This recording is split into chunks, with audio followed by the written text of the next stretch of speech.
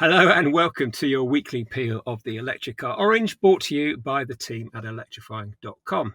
On the podcast this week, we're going to try and empty our email inbox because the last few weeks it's got a bit out of hand. We've had so many people writing in about what car should I buy, electric car advice, that we're not going to be able to get to all of them. We do 2 or 3 maybe every week. So this time we're going to focus on your questions. So bear with us. We'll try and work our way through the inbox. And if you've got any questions, if it's prompted them or you've never asked us, email podcast@electrifying.com and we'll get back to you with an answer. I'm Mike. I'm Vicky. What have you been up to? What have you been driving? Oh, I have been driving. I went out and drove the Renault 4 out in Portugal last week, which was lots of fun. So I really enjoyed that. It's a really interesting car, obviously based on the Renault 5, but the more practical version. And it's only sort of a couple of grand more than the Renault 5 sort of equivalent. You're only going to get the bigger battery in the Renault 4 as well. Okay. So you're only getting the 50. Yeah. 52. Yeah, 52, yeah. So it's a really interesting thing. I think it's really cute. I love the way it drives. I'm a little bit underwhelmed with the rear passenger space, which I think Really? for a sort of more practical, and I know it's a compact car, so don't forget this is only, it's still not even 4.2 meters long. So you're talking Jeep Avenger, sort of 600e sized. It's not. We're not talking about full. No. It's smaller even than like a Skoda Elroq. An EV3, so it's good. I like a compact car that's practical. It's got a big boot, looks really cute. I think it's priced well, so I think it's going to be a hit. But yeah, I'm a little bit underwhelmed by the rear passenger space. I've not heard a lot of love for it. Do you think they launched it the wrong way around? Do you think they should start with the 4? I do wonder about that. Because there's so much expectation after 5. See, I was really torn about this because I was like, I think I do really like the 4, but it just didn't wow me like the Renault 5 did. And I don't know if that's a bit of expectations, because pulling apart all the objective stuff, I think it's very good. But I sort of wish, because the boot's a really good size, and I sort of wish they'd maybe just, I'd sacrifice a little bit of boot space in favour of slightly more rear passenger space, I think. It's going to be aimed at, yeah. But, these are tricky decisions to make, and I do think the 4's a good thing. So, yeah, it'd be interesting to see how it does when it gets to the UK. Also had to go in the Insta. Love that car. It's so good. Yeah, so good. Yeah. Had to drive around with that in the UK. Brilliant. It's such a great, versatile little car, that is. And it rides really well, and, so really good. Is it better than you thought? I always really liked the Insta, to be fair. Did you? So I know there's a lot of love out there, but I think the problem with the Insta is it's quite a niche car, isn't it? I mean, you stack it up against, bringing it back to Renault, it's obviously the Renault 5 is the car that everybody compares it to because they're similar price. Yeah. But the Insta's quite a lot smaller, it's narrower, it's much cleverer inside, but I think the Renault 5 being more fun to drive and a more conventional car, it's got a wider appeal. I think you're going to get a completely different person buying the Insta. And I don't think that's a bad thing. I think they're good competition for each other.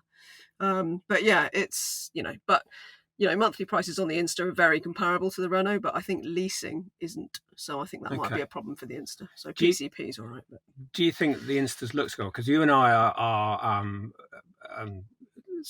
veterans of the business, shall we say? Well, I am anyway. How dare you? You're just a child compared to me.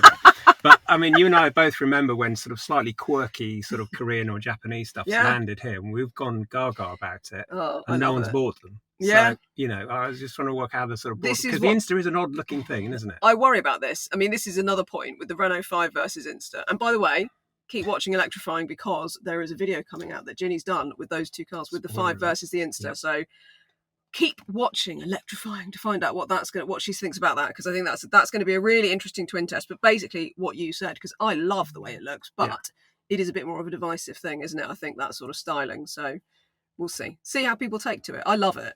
But I can understand. I think the Renault 5 is probably has more. It's got a broader appeal, hasn't it? I think. Yeah, I think so. Yeah, definitely. Yeah. Oh, well, I've been in the new A6 e-tron, an estate. Ooh, nice. Everybody loves an estate, don't they? Yeah. I'm not sure I love an estate, but I kind of get it. I do. I love. I like an estate, but I was talking to Nikki, who's filming the video that's going to be out in a couple of weeks. She said, I love an estate, but also I've got 3 kids, and loading 3 kids into the back of an estate is a far harder. It's a lot lower. The roof line's lower. It just seems to be tricky. I mean, you've got little ones as well. Yeah, I mean, she's 8. She says she wouldn't know, so you're going to climb in on her own. She's not really that difficult. And actually, Nikki did say, as soon as they can get in the car on their own, I'm buying an estate. That's it. But until that point. Yeah, I mean, it's car seats. It's when you've got little ones that you've got like big chunky car seats and you've got to lean in and faff about. It really is, you spend half your life bent into a car. So I do get that. I think that's one of the big appeals with SUVs, isn't it? I've always loved estates, though, even when Flo was little and a baby. And never really bothered me, but I only had the one, rather than having... Nick's got 3, hasn't she? So she's got lots of car seats to worry about. But I don't know. I like the A6. I like the A6. Yeah, I'm not sure I'd have one over I think an ID7 is probably a better estate car. I'd have an ID7. I would have an ID7. I really like the A6, but I do think the ID7 is just better value, and it's actually a bigger boot as well. That's right. Yeah, yeah, it is a huge. Yeah, there's 520 litres in the A6, which isn't huge, is it? No, not really. Whereas the ID7 is quite a bit bigger than that, isn't it? It's 100 litres more than that. Yeah, but you know, I've put my sort of opinion out there about the ID7, haven't I? So yeah, I love the ID7. Yeah. It's so comfy. It's just really kind of, I mean, it makes me feel old that I like it as much as I do, because it's just like, it's just so comfy and quiet and efficient. And I'm like, oh, it's so good. Yeah, that's nice. And I've also done I've had just a lot of miles in my Buzz, actually, because I went up to North Wales to do a recce for an event. So I think I did about 700-800 miles over the course of 3 or 4 days, which normally is fine, but we're talking Wales here. Have you ever called up ZapMap for Central Wales? It's like it's a bit of a desert. You keep isn't it? loading it, thinking it hasn't worked, I know. and then you realise no, there really aren't any charges there. Or there's like a 22 kilowatt, and then there's nothing for another 80 miles. Yeah. So it was a bit of a challenge because the Buzz isn't that efficient. So it's about 180, 190 mile range. So I knew at the point when I was going to pull off the M4 and sort of head up into Wales, I thought this is, I've got to be fully loaded. I've got to be 100%. Yeah. But it was fine. I mean, I went to Aberystwyth and there was loads of charges there and everything. I got away with it. But and they were just such beautiful roads. It's good to do some. It's out in the rural bits, isn't it? That's the problem with Wales, and you know, it's kind of But on the charges I did find, there was 1 or 2 like an installs, and people looked at you in the McDonald's car park like they looked at you in England 3 or 4 years ago. Yeah. Like, oh, that's one of them electric cars. Whereas now it's just like, you know, it's part of the fabric, isn't it? Of the society. But there aren't that many cars. There aren't many electric cars in Wales. It felt like, so you did get a look of some few odd looks when you went to places. But sorry, it's worth pointing. We're recording this at the barn where we do a lot of videos, and both Mike and I just sort of glanced out the window. So we are in the we're in the Cupra, aren't we? We're in the Tavascan. Yeah, we are. Yeah, and we both just glanced out the window because there was sort of a fleet of dogs coming down the road towards us, or really varying nice sort of that little one with spaniels, Labradors, all kinds of things. So there you go. There you go. So we can't really film this. There's a really cute little dog and a little terrier, which is on a lead. Because if it's anything like my terrier, it chases anything that moves. So there you go. That's. We can't give you any more than that. We can't give you. It's not a dog podcast. It's not a podcast. So I'll tell you what this podcast is brought to you. It's brought to you by Anderson EV. This episode is the Kilowatt Half Hour. It's brought to you by the help of Anderson EV. If you're into design, that's slick, wasn't it? Slick. Yeah. That was perfect. If you're into design as much as you are electric cars, you'll love their home chargers. Anderson's A2 and A3 aren't just functional, they are beautifully made with a choice of 200 colours and finishes, so they can blend in with your home or be made to match your car, which is super fancy. It is indeed. No bulky boxes, just smart tech that looks great and works. You can find them at anderson-.com. I'm having a Anderson fitted next week. I'm very jealous. Very jealous. My pod point is finally packed up, so I've had to pony up and buy something. So yes, I want an Anderson next. I think mine is still working, so I can't justify it at the moment. But I'm definitely going to get an Anderson when I upgrade. I'll see the terms of the contract to see if that. Let me know. Let me know. Okay, Vicky, I'm going to let you start with our reader questions. Okay, yes. So right, questions. We have got Brian Clark. Now, Brian says, I'm looking at making the switch to electric as my driving circumstances have recently changed. Gone is the 60-mile-a-day haul down A roads and motorways in favour of 60 miles per week, so your mileage has dropped a lot. My diesel i30 just isn't going to cope with the slow urban crawl, and so Brian's looking to go electric. He loves the Insta, but spending £14,000 over 3 years on finance seems expensive compared to the depreciated options of buying a used 3-year-old car outright. So, options for used EVs that Brian is keen on. We've got Kona, Nero's at under £15,000. He's looking at the Ioniq 5, sub £20,000 Polestar 2. And he's keen on those because obviously you own those after the 3 years. That's the joy, isn't it? Rather than paying out the finance on a brand new Insta. So we all get that. Interior space is key. Brian is 6'2" and he's got young kids, and there needs to be room for a bulky rear-facing car seat, and they do take up a lot of space. is there anything obvious that I'm missing? Asks Brian. That's worth considering, and we can skip Stellantis. Okay, so he's not a fan of Stellantis, so we'll. He used another word after Stellantis, but we'll move on. We'll gloss on to over that. Yeah, but he's not a fan. Doesn't want a Stellantis car. That's absolutely fine and understandable. Get that? Yeah. So I like the idea of the Polestar 2. I'm immediately thinking. I think the Ioniq 5 sounds pretty spot on, really, to me. Because that's just dropping into that category now. When I sold my Ioniq 5, it was mid-20s. So I imagine now, especially if you had the smaller battery. It's just so big, isn't it, inside as well? Massive. It's absolutely, I mean, it's big on the outside as well, but it kind of hides its bulk pretty well, because it does look like a normal 5-door hatchback until you park it next to something, then it just looks I just think with kids it's such a brilliant car. Yeah, it's great. Because it's just got so much boot space, tons of rear passenger space. Yeah, loads of light and nice and comfy inside and all of that stuff. So I mean, my only thing, mate, I don't know what you thought, because you owned it, didn't you? But I found the ride on the Ioniq, the early Ioniqs, I found the ride a bit almost too soft and wallowy and a bit floaty and maybe a bit sort of sick inducing. I don't know. It was a bit kind of. It's funny, because I had an Ultimate, so I had the sort of the fast one with lots of power, and I thought, this is going to be great fun. But it was a bit like, it's a bit like.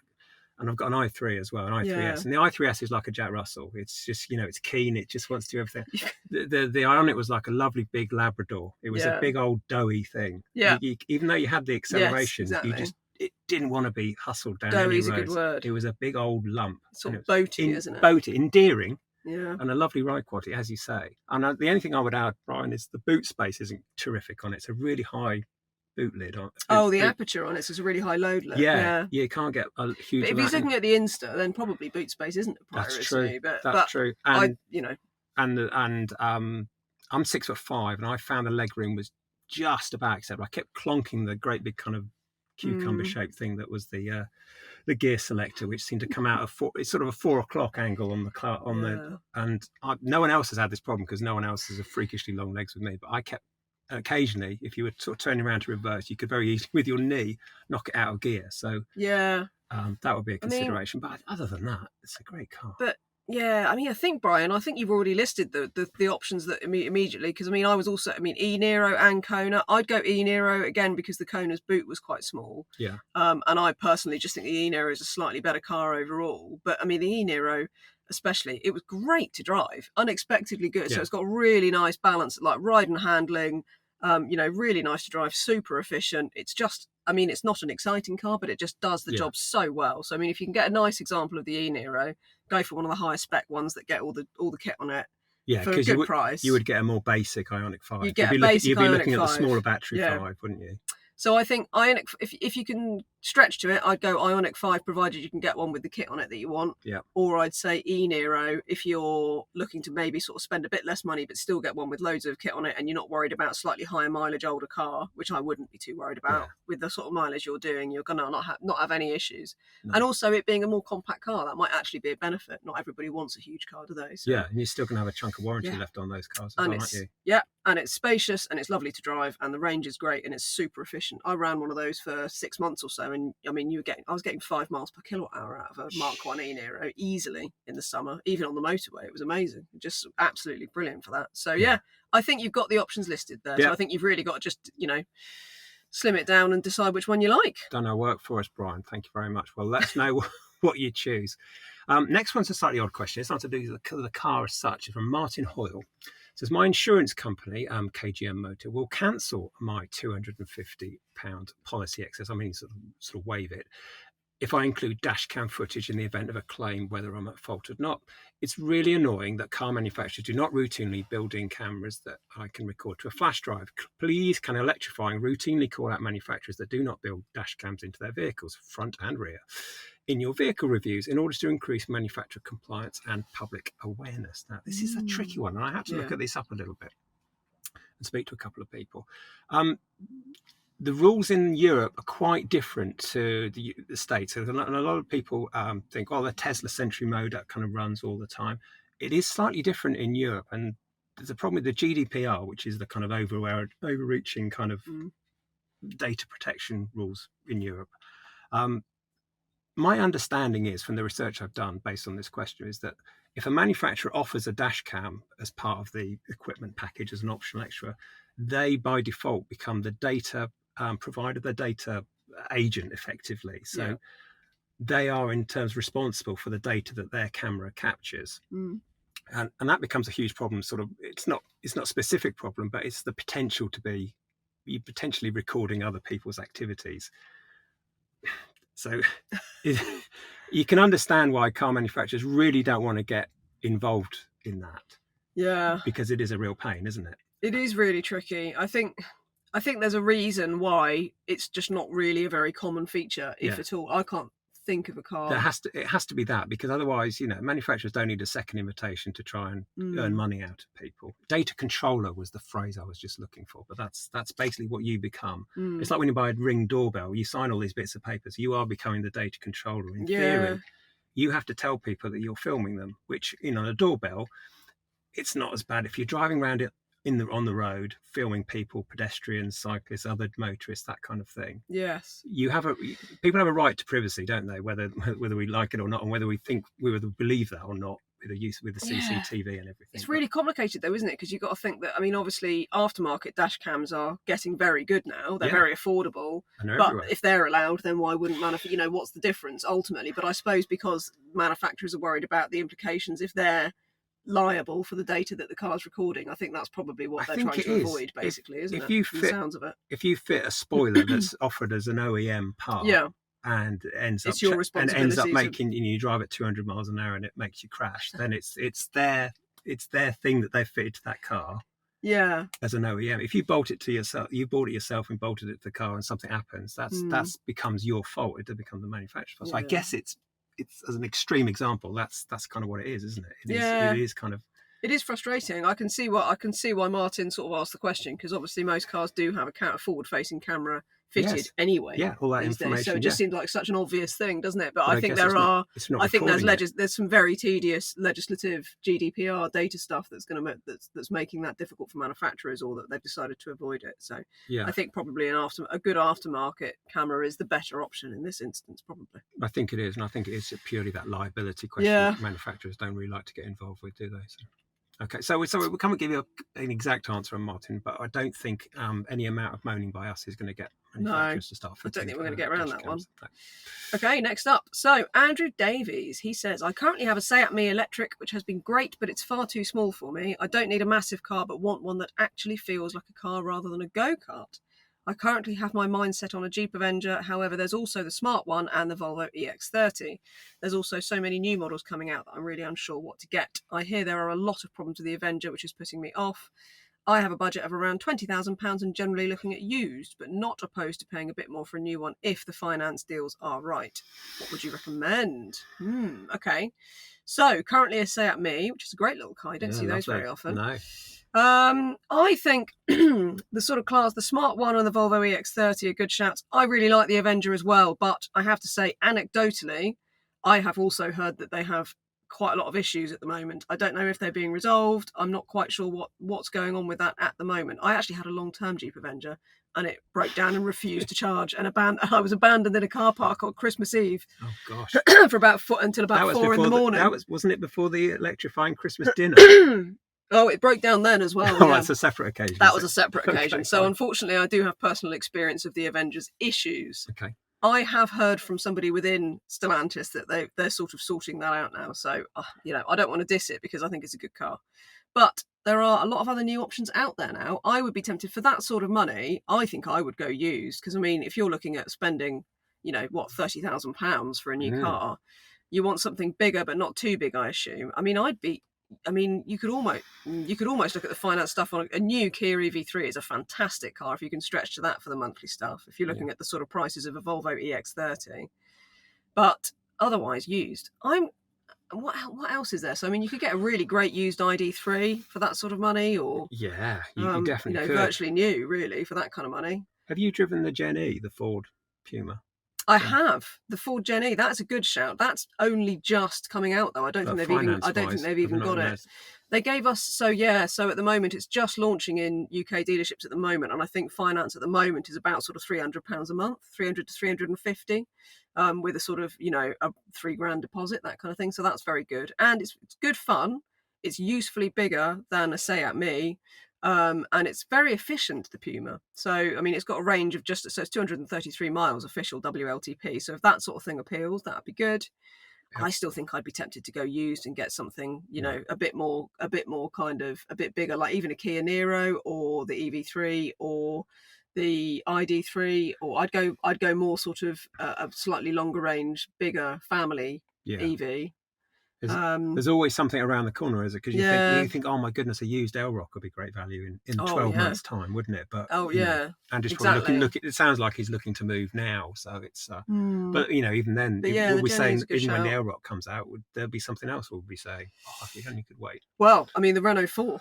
Well, I was going to say, we've already spoken about it. But whether that, given that you've said a smart #1 and an EX30, I'm thinking that perhaps you're looking to sort of a more premium offering, sort of compact but more spacious inside. I don't know. Does the Renault 4 feel, because obviously its famous predecessor was fairly utilitarian? Yeah.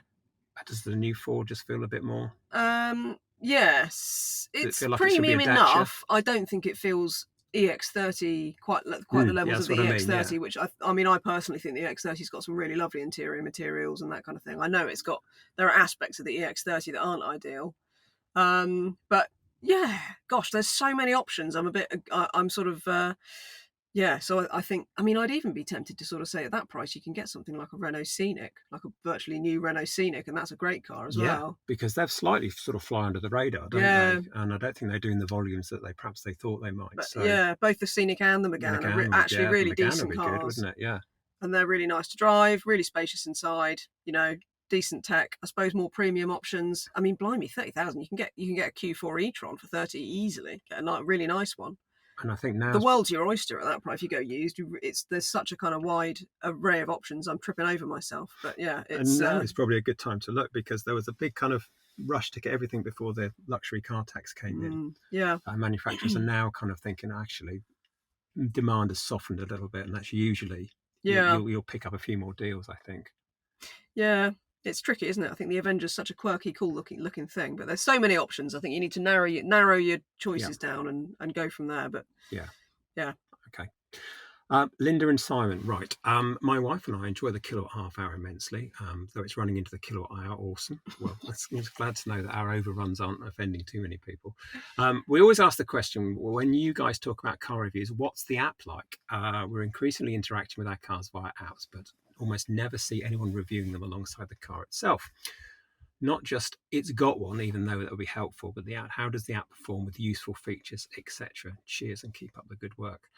This is complicated, isn't it? Because a lot of the time, in fact, most of the time, the car, although we could download the app for certain cars, you often need the VIN number. You need to kind of set up a user account with that car in order to kind of link everything with it. And only then can you try all the features and bits and pieces out. Generally speaking, we get a loan car for a week, sometimes a little bit longer, but that's often not long enough to be able to kind of, someone need to get permission from the manufacturers to kind of load up the app, and then once you have connected, you have to make sure you've disconnected everything from the end. Some require you to put credit cards in, a form of payment, so even though nothing's taken, when you're not the owner of the car, basically it becomes very complicated. It gets massively complicated. So I think we can only really speak on terms of cars we've owned or cars we've had a long time. Do you get the app working when you've had long-termers? I was going to say, I would check out our long-term reviews, because there is a section on the Electrifying website where all our long-termers are, and we're normally running those for at least 3 months or more.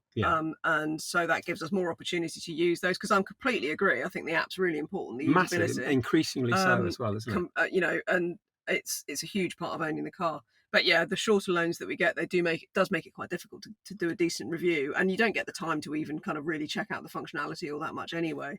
No. But check out the long-term reviews, because we do tend to reference it in there, so that will give you a better idea of what we think of the apps on any given car, because most of them, we'll certainly sort of reference it. What would you say is the best one you've used?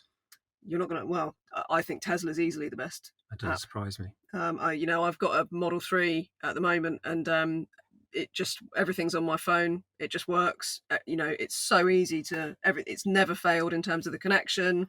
Everything's on there. You can even book your service for the car and everything, and it's just all really straightforward. And more than that, it's just reliable. It's never failed. It's the benchmark. Oh yeah, well that's the thing. Everyone I've had, the Hyundai one would seem to drop out almost every week. Yeah, every other manufacturer I've ever, and I've always had issues. I've had issues connecting. I had issues where they stopped working altogether. The MG I had, both MG long termers I've had were a nightmare for the app. It would just it would tell you that it was connected to the car, but it would give you no data, to just tell you nothing. So it would be like, yeah, I can see everything about the car, but not actually give you the range or whether it was charging or anything. And I have that routinely with, the Stellantis cars I've had. I just don't know why other people can't seem to do mobile phone apps like Tesla can. They're just straight out of the gates. They got that sorted. So I don't know why others can't do the same. I mean, they've all got their. I mean, I've got the BMW one for my i3, and that's great. But BMW seem to update their terms and conditions like people change their socks. Yeah. So you click this, you click that, and you've gone through it, and it sends you back to the website. Then it clicks it back to the app. And then it often says you need to log in again. Yeah, I know. And you think, what on earth was my password? Because it was in Chrome, and that's not on my phone. It's and then soul destroying, isn't it? You just get this picture of a generic car, and you think that's not mine, and you've got to go through the whole thing. And all you want to do is put the heating on. And then you decide it's just easy to just walk outside and just turn that and just get in the car and just do it in the car. Exactly. Yeah, it's really frustrating. And like I said, I just don't understand why Tesla seem to be the only ones that have got it really nailed, I think, for that. And I used I used some Tesla superchargers with the Buzz on my trip through Wales, and just how easy that, I mean, that's, I know, and I know it's even easier if you own a Tesla. You could literally just plug it in and do it's it. All the integration of it all even is just for amazing. non-Tesla owners, they've gone to the effort of making it slick. So it's just, I know it's all of that ownership stuff with a Tesla, and I know it's tricky at the moment with Tesla, but the tech and the integration with all of this kind of ownership stuff around it is so good. And I know we always get grief from people talking about Android stuff and PCs, but that was always the attraction of Apple stuff, wasn't it? In so much that it just worked. Your phone would link to your iPad and your laptop, and there was everything always works and together. It's that kind of everything. But they had a bit like Tesla do. They have it end to end, don't they? They build the cars, they build the chargers, and that's what Apple always used to build. Do the software, do everything, so everything would always join up because it'd always know what it was. So, but yeah, you're right. It's a good point about the apps, and it's become increasingly part of the business in integrating your smartphone and connectivity and everything, isn't it? So it's something we're trying. But we will take your comments on board though, and we'll in the reviews we'll start to mention. We'll certainly highlight if a car doesn't have one, because I think almost everybody has now, don't they? But it's just varying levels of whether they work or not. So but it's a good point. Absolutely. Who's next? Okay, Alexander, who's written in about heat pumps. He says, I love your podcasts. Oh, I assume it's a he. It might be a she, I suppose. I love your podcasts and also your YouTube videos. I currently drive a BMW iX3 and it's got a heat pump as standard. My lease is up in September and I've been looking at something different. I love the look of a Buzz, but the standard version doesn't come with a heat pump. Is this something I should add? I've noticed that other manufacturers do the same. The Skoda Enyaq is the same. Yeah, Skoda Charge as well, don't they? Yeah, I think all the Volkswagen Group ones do, don't they? Do you know what? We were discussing this just the other day with Ginny, weren't we? About whether we can try and do, we would like to do some kind of test where we're going to try and get equivalent cars. Get lined up for like November, don't we? Yeah, and do a sort of do a drive in equivalent cars, one with a heat pump and one without, and see what difference it makes. Because generally, I would recommend having a heat pump, especially if you're doing higher mileage. But it really depends on how you use the car and whether you're going to make the use of it. Because it doesn't make as drastic a difference, I don't think, as many people think it does. I don't think it and does. It's an expensive addition. So yeah, I mean, I think maybe the quality of heat pumps varies, but my Ioniq 5 had one.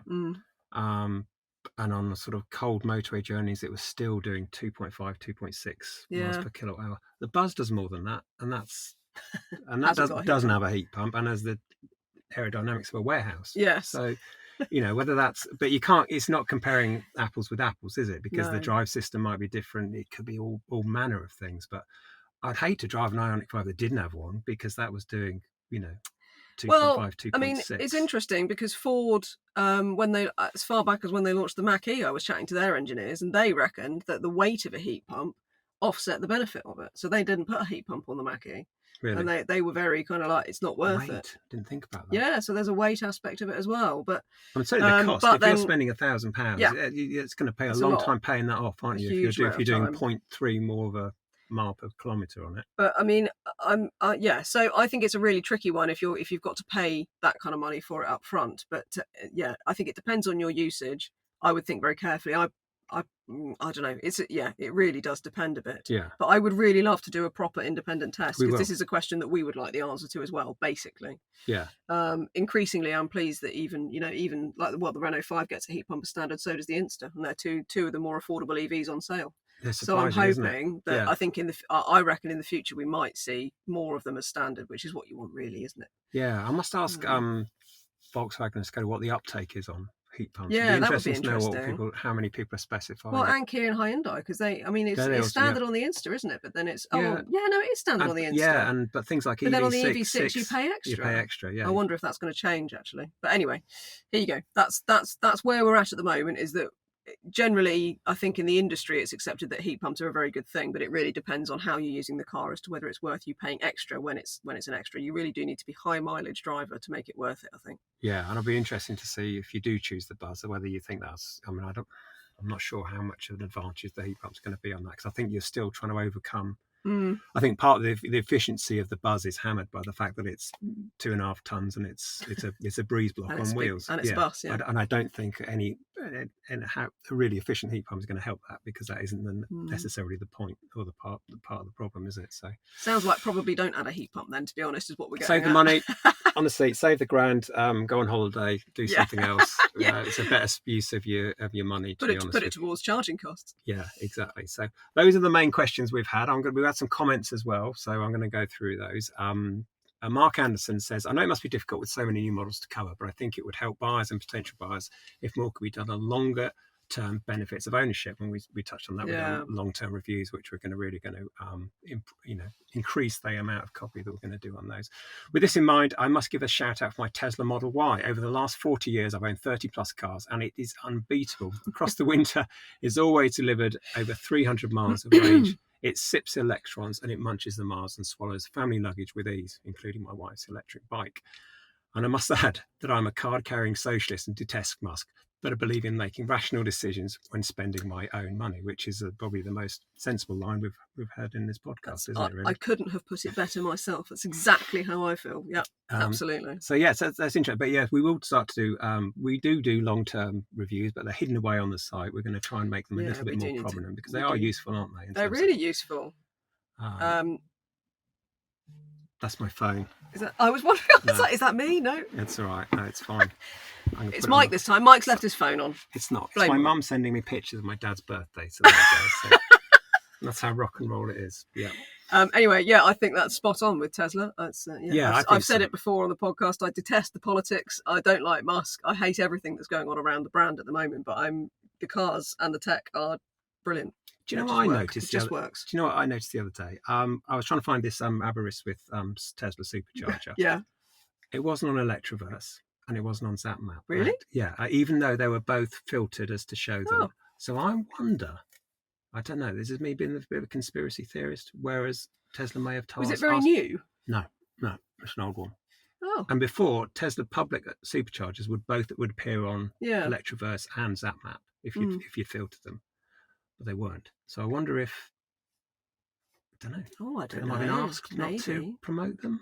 I don't know. Maybe it's a decision. Because there were cases, weren't they, of supercharger sites being targeted for protests and bits and pieces. So yeah, it's very strange. I couldn't, but both of them didn't do it. Almost to the point where I didn't find it. It could be, yeah. It's on the Tesla app, no problem. But that's weird, isn't it? It's weird.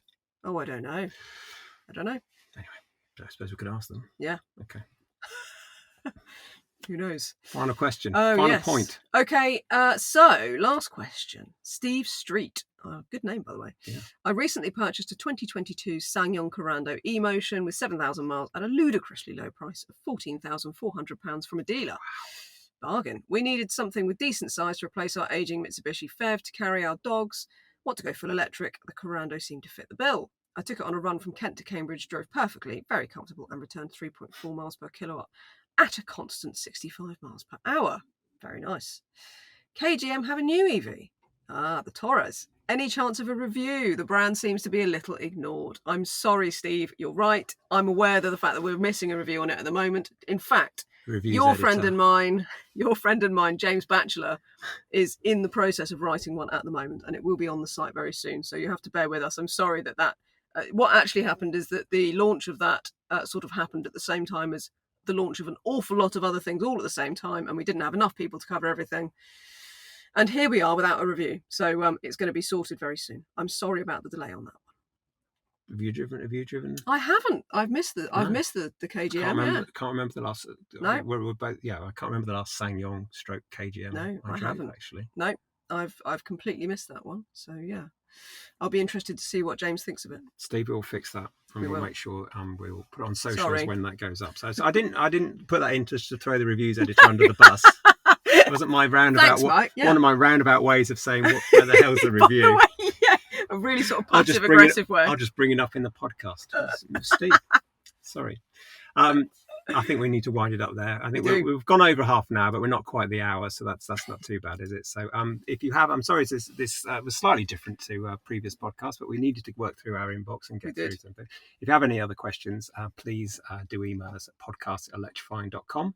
And we've got some more videos coming up in the next few weeks, so enjoy those. And actually, maybe drop us a note if you'd like to see a video with us comparing a heat pump and not a heat pump. Then let us know, because we're sort of in two minds as to whether it's worth doing or not. A lot of effort to go and try. So I'd love to know whether you guys think that we should do it, and Ginny can get on organising that video for later this year when it gets cooler. But yeah, it's been a delight. Okay, and as ever.